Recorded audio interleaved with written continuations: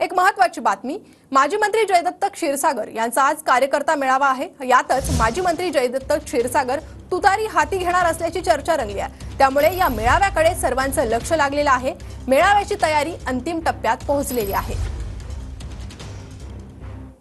माजी मंत्री जयदत्त क्षीरसागर यांचा आज कार्यकर्ता मेळावा आहे। बीड शहरातल्या आशीर्वाद लॉन्स येथे या ठिकाणी कार्यकर्त्यांचं मेळाव्याचं आयोजन त्यांनी केलेलं आहे। जयदत्त क्षीरसागर गेल्या 2 वर्षापासून कुठल्याही पक्षात नाही, ते अलिप्त आहेत आणि आज ते निर्णय घेणार आहेत आणि निर्णय प्रक्रिया नेमकी काय असेल याची उत्कंठा जी आहे ते शिगेला लागलेले।